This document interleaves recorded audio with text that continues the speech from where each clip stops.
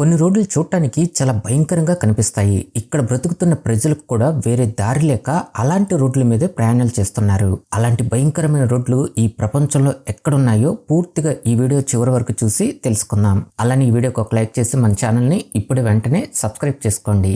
Congo river road, ఆఫ్రికాలో ఉండే roads ని ఒక్కసారి చూడండి ఎంత భయంకరంగా ఉన్నాయో. ఈ రోడ్ల మీదకి ఏదైనా వాహనం వచ్చిందంటే అది ఇంత దారుణంగా ఇరుక్కుపోయి బయటికి రాలేక అక్కడే ఉండిపోతుంది. అందుకే ఇక్కడ ప్రజలు వేరే చోట్లకు ప్రయాణాలు చేయాలంటే ఈ కాంగో నదిపై వెళ్లే ఈ కార్గో బోట్స్ మీదే ప్రయాణాలు చేస్తుంటారు. ఈ కార్గో బోట్లు కూడా చెక్కతో చేసినవి. ఇంకా విచిత్రంగా ఇదే బోట్ల మీద కొన్ని వందల టన్నుల సరుకుతో పాటు వందల మంది ప్రయాణాలు కూడా చేస్తుంటారు. అంతేకాదు అదే బోట్ మీద బియ్యం, ఆహారం, ఇంకా వాహనాలు, జంతువులను కూడా తరలిస్తుంటారు. ఇంత హెవీ లోడ్ తో ఈ భయంకరమైన నది మీద వెళ్లటం నిజంగా ప్రాణాలు అరచేతులు పెట్టుకుని వెళ్ళినట్లే.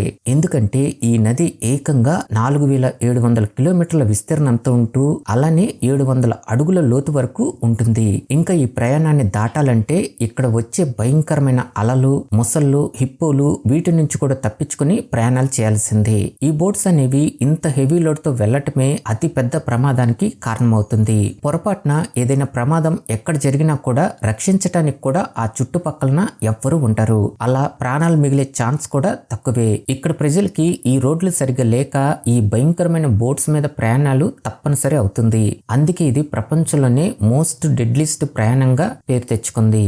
లింగ్ పైసి రోడ్ జిగ్జాగ్ రూపంలో కనిపిస్తున్న ఈ భయంకరమైన రోడ్డుని 2012లో నిర్మించారు. చైనాలోని చాంగ్కింగ్ నగరంలో ఉన్న ఈ లింగ్ పైసి రోడ్ అనేది ప్రపంచంలోని అత్యంత విచిత్రమైన మరియు భయంకరమైన రోడ్లలో ఒకటిగా పేరు తెచ్చుకుంది.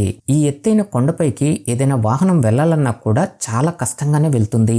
ఇక్కడున్న మలుపులు ఏ వాహనాన్ని డైరెక్ట్ గా టర్న్ చేయలేదు. ప్రతి మలుపుకి రివర్స్ తీసుకుని వెళ్లాల్సిందే. ఇక్కడ పైకి ఎక్కటం ఒక ఎత్తైతే అదే వాహనాన్ని డౌన్ కి దిగేటప్పుడు మాత్రం ఇంకా చాలా జాగ్రత్తగా డ్రైవ్ చేయాలి. ఈ ప్లేస్ లో వాహనాన్ని నడిపే డ్రైవర్ కి మాత్రం ఓపిక అనేది చాలా అంటే చాలా ఎక్కువగా ఉండాలి.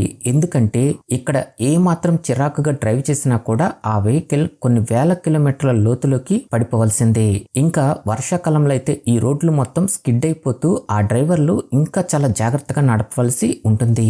ఈ రోడ్డు పైన భారీ ట్రక్కులు వెళ్ళలేవు. చిన్న వాహనాలైతే ప్రతి మలుపుకి జాగ్రత్త తీసుకుంటూ ఈ రోడ్డుని దాటవలసి ఉంటుంది. ఈ రోడ్డుని చూస్తేనే మనకి అర్థమైపోతుంది ఇక్కడ ఏ వెహికల్ నడపాలన్నా కూడా చాలా కష్టమని. అందుకే ఈ రోడ్డు అనేది ప్రపంచంలోనే అత్యంత ప్రమాదకరమైన రోడ్లలో ఒకటిగా మారిపోయింది. హువాషాన్ ప్లాంక్ వాక్, ఈ ప్రదేశంలో వాక్ చేయాలంటే కేవలం అడ్వెంచర్స్ అంటే ఇష్టపడే వాళ్ళు మాత్రమే ధైర్యంగా చేయగలరు. మామూలు మనుషులు ఈ భయంకరమైన ప్లేస్ లో వాక్ చేయాలంటే వాళ్ళ 2 కాళ్ళు వణికిపోవాల్సిందే.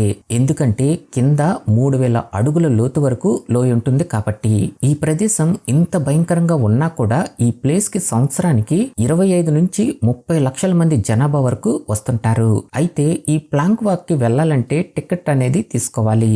ఇంకా ప్రతిరోజు పరిమిత సంఖ్యలోనే జనాభాని పంపిస్తుంటారు. అది కూడా వాతావరణం బాగున్నప్పుడు మాత్రమే.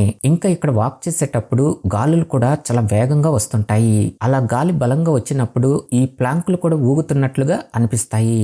దాంతో చాలా మంది భయంతో మధ్యలోనే తిరిగి వెనక్కి వెళ్ళిపోతారు. నిజానికి మొదటి మార్గాన్ని తావోయిస్ట్ సాధువులు తమ ఆలయానికి చేరుకునేందుకు ఉపయోగించారు.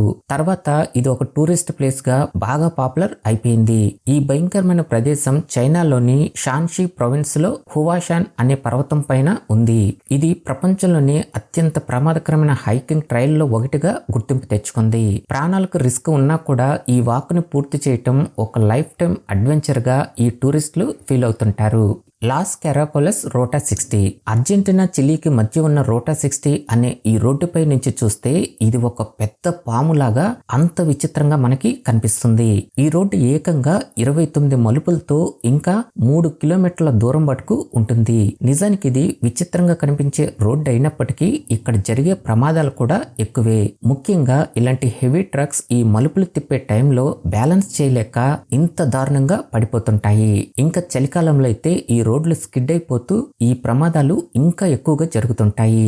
అంతేకాదు ఒక్కోసారి ఇక్కడ వచ్చే బలమైన గాలులు ఇంత పెద్ద ట్రక్కులను కూడా ఈజీగా బ్యాలెన్స్ తప్పేలా చేసేస్తాయి. క్యారాకోలిస్ అంటే స్పానిష్ లో నత్తలు అని అర్థం. ఈ నత్తల షెల్స్ పై ఉండే మలుపులు ఏ విధంగా ఉంటాయో ఈ రోడ్డు కూడా అలా మలుపులతో ఉండటంతో ఈ రోడ్డుకి ఆ పేరు అనేది వచ్చింది. ఇంకా టూరిస్టులు ఈ రోడ్డును చూడటానికి ఇక్కడికి ప్రత్యేకంగా వస్తుంటారు. ఫోటోగ్రాఫర్స్, అడ్వెంచర్ లవర్స్ కి మాత్రం ఇది ఒక డ్రీమ్ రూట్ లాంటిది. ఈ విచిత్రమైన రోడ్డు అనేది భయం, అందం, అడ్వెంచర్ ఇలా అన్ని కలిసిన ఒక అద్భుతమైన రోడ్డుగా కూడా పేరు తెచ్చుకుంది. కుండిష్కి బ్రిడ్జ్. సైబీరియాలో ఉండే ప్రజలు ఆ చుట్టుపక్కలన ఎలాంటి బ్రిడ్జ్ లేకపోవటం వల్ల గతి లేక ఈ ప్రమాదకరమైన బ్రిడ్జి పైనే వెళ్లాల్సి వస్తుంది. నిజానికి ఈ బ్రిడ్జిని వాహనాలు వెళ్లటానికి కట్టలేదు. దీన్ని రైల్వే మార్గం కోసమని నిర్మించారు. కానీ ఆ టైంలో సరైన నిధులు అందక ఈ కట్టడం మధ్యలోనే ఆపేశారు. ప్రజలకు కూడా ఇక్కడ బ్రిడ్జి చాలా అవసరం ఉండటంతో ఈ బ్రిడ్జి పైన వెళ్లటం చాలా ప్రమాదకరం అని తెలిసినా కూడా వీటిపైనే ప్రయాణాలు చేసేస్తున్నారు. ఇంకా ఈ బ్రిడ్జికి ప్రొటెక్షన్ గా సైడ్ న ఎలాంటి ఫెన్సింగ్ కూడా ఉండదు. ఏ చిన్న తప్పు జరిగినా కూడా ఆ వాహనం వెళ్లి కింద నదిలో పడిపోవాల్సిందే. ఇంకా మంచు పడే టైంలో అయితే ఈ బ్రిడ్జ్ పూర్తిగా స్కిడ్ అయిపోతూ ఉంటుంది. ఈ టైంలోనే ఎక్కువ ప్రమాదాలు జరుగుతుంటాయి. ఈ బ్రిడ్జిని ఎక్కువ మంది ఉపయోగిస్తూ ఉండటం వల్ల ఇంకా ఈ బ్రిడ్జిని చెక్కతో చేయటం వల్ల కొన్ని నెలల్లోనే ఇది పూర్తిగా పాడైపోతుంది. ఎప్పుడైతే ప్రభుత్వం ఈ బ్రిడ్జిని కట్టడం ఆపేసిందో అప్పుడే ఈ బ్రిడ్జి పైన ఎలాంటి వాహనాలు వెళ్లకూడదని ఆ బ్రిడ్జిని బ్యాన్ చేసేసింది. కానీ ప్రజలకి ఈ బ్రిడ్జి అవసరం ఉండటంతో ఈ బ్రిడ్జికి ఏదైనా రిపేర్ వచ్చినా కూడా అక్కడ ఉండే ప్రజలే ఆ బ్రిడ్జికి రిపేర్ చేసుకుంటారు. ఇంత భయంకరంగా ఉన్న ఈ బ్రిడ్జి పైన మరి ఎలాంటి ప్రమాదాలు జరగలేదా అంటే ఒక బస్సు ప్రమాదం జరిగింది. అప్పటి నుంచే ఈ బ్రిడ్జి గురించి ప్రపంచం అంతటా తెలిసింది. ఆ రోజు నుంచి ప్రపంచంలో ఉన్న ప్రమాదకరమైన బ్రిడ్జెస్ లో ఇది కూడా చేరిపోయింది. Haiku stairs. హైకు స్టైర్స్ అనేది హవాయి దీవుల్లోని ఓహు అనే ఐలాండ్ లో ఉన్న అత్యంత ప్రసిద్ధిగాంచిన ప్రమాదకరమైన మెట్ల మార్గం. దీన్ని స్టైర్వే టు హెవెన్ అని కూడా పిలుస్తుంటారు. ఈ కొండపైన సుమారు 3922 మెట్లు కలిగి ఉంటాయి. మొదటి వీటిని అమెరికన్ నేవీ కమ్యూనికేషన్ యాంటీనాలకు చేరుకోవటానికి నిర్మించారు. ఈ మెట్లు చాలా నిటారుగా ఉండి నేరుగా కొండపైకి తీసుకెళ్తాయి. ఎత్తుకు వెళ్లే కొద్దీ మేఘాలు కమ్ముకోవటం వల్ల ఆకాశంలో నడుస్తున్నట్లు అనిపిస్తుంది. ఈ మార్గం అధికారికంగా ప్రజలకి అనుమతి లేదు. అక్రమంగా ఎక్కటం అనేది చట్టవిరుద్ధం.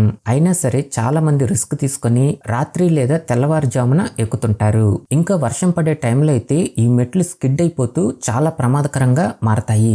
గాలి బలంగా వీస్తూ బ్యాలెన్స్ కోల్పోయే ప్రమాదం కూడా ఉంటుంది. ప్రతి సంవత్సరం పోలీసులు చాలా మందికి ఫైన్లు వేస్తుంటారు.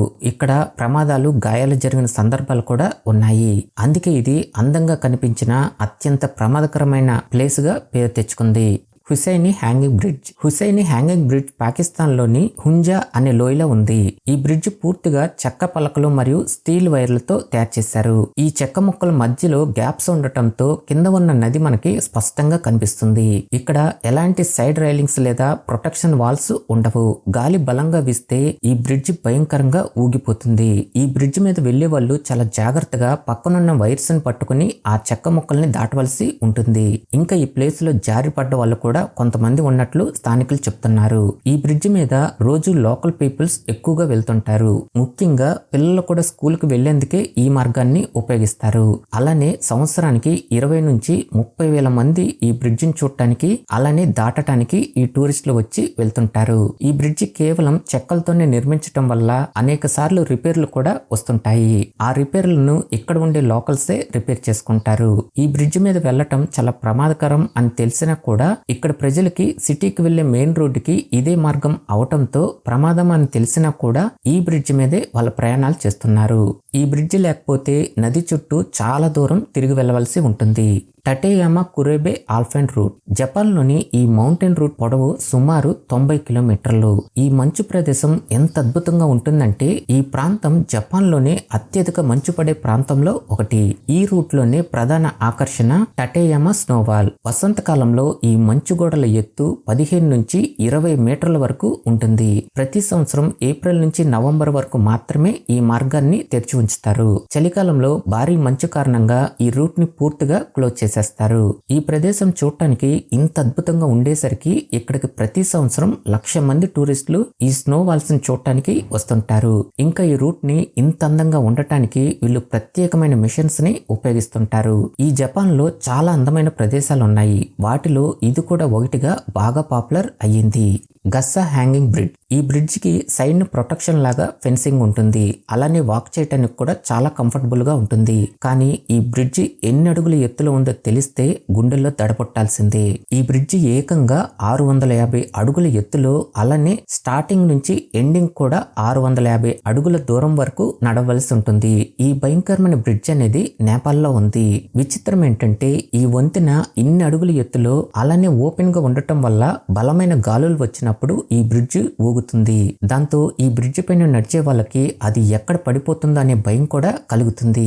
ఈ బ్రిడ్జ్ ని లోకల్ గా ఉండే ప్రజలే ఎక్కువగా ఉపయోగిస్తుంటారు. అలానే ఈ బ్రిడ్జ్ పైన బైక్ మీద కూడా వెళ్తుంటారు. కానీ కేవలం ఒక్క బైక్ మాత్రమే ఈ వంతెన మీద వెళ్ళగలుగుతుంది. రెండో బైక్ వెళ్లే ప్లేస్ కూడా అక్కడ ఉండదు.